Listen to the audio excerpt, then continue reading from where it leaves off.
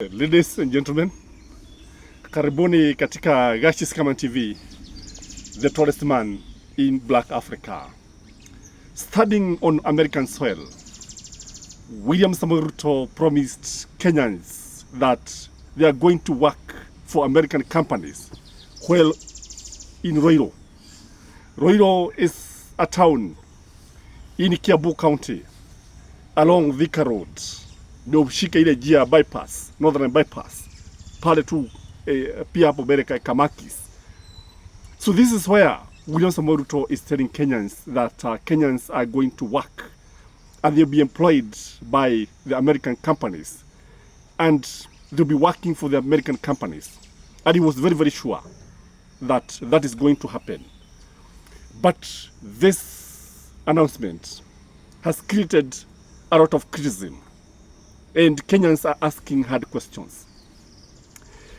Kwa sababu unapotazama William Ruto seems to have been promising Kenyans so many things that have not been happening.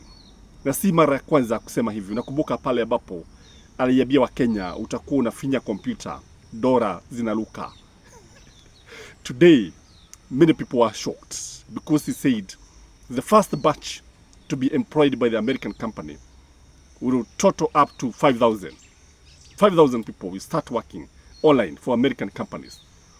Then in 2 years' time, the number will increase to 20,000 Kenyans. So Kenya should start applying for jobs in Ruiru.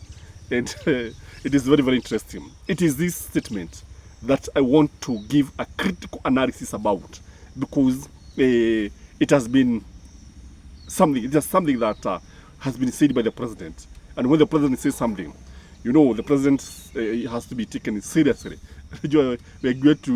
Tumekuwa tukiangalia, ai ni kweli, hizi ni stories za jaba. Sababu watu wengi wanaona hizi ni stories za jaba, watu wengi wamekuwa wakisema hivyo.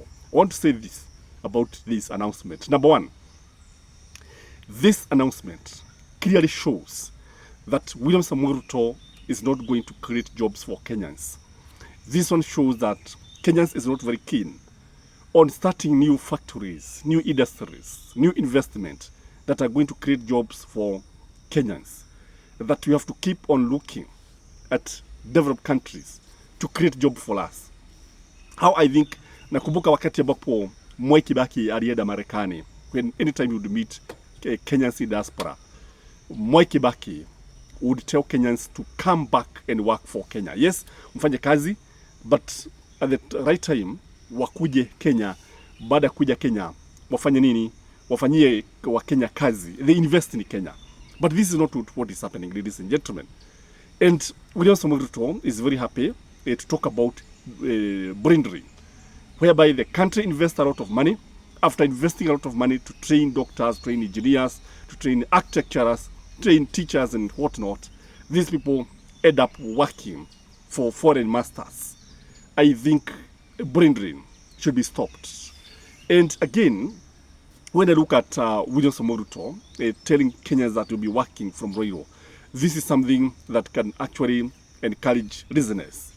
Laziness, because you see some people believe that the government is going to provide jobs. So instead of creating jobs themselves, they'll be waiting for the government to go to America and search for jobs. They'll be waiting for William Ruto to go to America and search for jobs. What we can say is that we have seen William Ruto promising the same in the past. Tumemwona si mara ya kwanza akiahidi jambo hili litatokea, akiahidi ya kwamba wa China wanataka sijui something like 30,000. He talked about the German government that actually wanted to employ 20,000 Kenyans. In Dubai, the same. And up to this point, we have not seen those people going to work in those foreign countries. Hatujaona. Kile ambacho tunaona ni kile ambacho tunaweza kusema hizi ni story tu za jaba. Na because unajua the past will always explain the present and predict the future, we cannot not ignore the fact that this one is not going to amount to anything. This is just hot air. This is just meant to maybe convince Kenyans why it is necessary for William Ruto to have so many trips, because he's been having so many trips, moving from one country to the other, spending a lot of money. but we have not seen anything that we can say that baada ya kwenda kwa mfano amewahi kwenda Jerumani, or in what way has Kenya benefited? Now he is in America and is spending a lot of money. We ask ourselves, how is Kenya going to benefit? What are the fruits that is going to bring? What are the concessions that Kenya is going to get? And again, when you look at William Ruto, the fact that he is saying this after interacting with some CEOs of those companies, according to him, can only tell you that this is something people are agreeing outside the government. Wanafikiria tu, wanaongea tu, wanakubaliana. But if it was something like what Boya did, because remember the airlift that was after Tom Boya visited the US, wakati ambapo tuliona Wakenya wengi wakipelekwa kule Marekani kwenda kusoma. If it is something like that is tangible, then we can say whatever is working, these promises are working. We can actually trust William Ruto. We can say for sure the government is working. For sure you can see the fruits of these trips. You can see matunda tunaona. But now we are not seeing anything. So these promises have been repeated many times. And you remember that when William Ruto was campaigning, remember there's so many promises that he promised Kenyans. And I don't want to remind you here, because you know them, including the diapers, including the what, including 50% of the cabinet. You realize that most of the things that William Ruto have been saying have not been fulfilled. Therefore, this story is no different. This promise is no different from what he has been telling Kenyans. Again, when you look at our country, we look so desperate when we now start begging for jobs. We are literally begging for jobs. Yet, when he was the deputy president, you would criticize Uhuru Muigai Kenyatta, that Uhuru Muigai Kenyatta is doing so much, nothing, and he's not creating employment. I remember there was a time William Ruto actually criticized Mwai Kibaki, akimwambia hata zile kazi za bodaboda si kazi. The motorbikes that were zero rated when they were being imported from China, because that is what Kibaki did. He rated motorbikes and people are very happy. That is how he was able to bring so many bodabodas in Kenya, and there was a revolution. That is what we are asking. We want to see another revolution, economic revolution, that is going to pull this country out of this kind of things ya kuoba pesa. So kile ambacho tunaona ni kwamba tunakumbuka wakati huo William Ruto did not believe that Kibaki would actually change the economy. And if I had the clip, I would play that clip for you. Na utaona vile ambavyo William Ruto has always been saying. So Kenyans, you are on your own. You can conclude that. We are on your own. Because this government is not going to provide conducive environment. Because what they could have done is to create a conducive environment for those companies to come and start business in Kenya, and Kenyans would start working there. Even if they are going to work online. We are not denying that fact that these days there are so many online jobs. But is this what we asked for? Is this what the president should do? Because we have seen the president saying that vijana hawana kazi. You know, in Kenya, the rate of unemployment started at 66%. And anything that is going to support this, it should not come from the way the government is approaching this issue.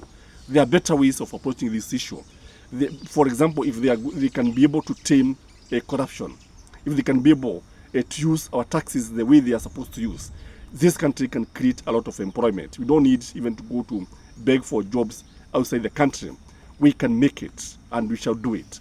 And something else is that when this is happening, if William Ruto can ask the American administration to maybe do things that are going to favor our country, something like I've always said that there is no reason why, I want to clarify this, that we don't have American airlines flying directly from maybe New York to Nairobi. What we have is KQ going to America and coming back. But American airlines ni kama sijui, I don't know, I start to be corrected. But from the latest, I think we don't have American airlines coming to Jomo Kenyatta or Eldoret Airport. And that is what we would wish, such that people can fly, and competition in a pale, we create jobs. And what of so many companies in America? Why not bring them? because sasa hii mambo ya kutegemea misaada ni jambo ambalo halifai. And this one can tell you that from the look of things it is very clear that William Ruto from the beginning did not have plan. Kama plan ni ya kwenda kule Marekani kutumia pesa zetu, because he may end up spending a lot of money, in fact more than what is going to bring to this country, and there are no much benefit out of this trip, and I start to be corrected. I would like us to look down the line 1 year after now, tuone America wametufanyia nini, America wametuletea nini, what are the benefits. I don't know what you think, but from where I sit, hizi ni stories za jaba. We have taken the narrative at international stage, so hii mambo yetu ya kutuambia mambo ya dola sasa tumeyatoa hapa, tuna yapeleka on international stage. Guys, please, I ask you one thing: like this video, share it, comment. Maybe you can also join, become a member of this channel, subscribe, and I'm going to give my number today because of so many people who are asking about it. Sometimes I forget to pin the number, but you can also get it in my channel. Today, I promise to post it. Bye-bye.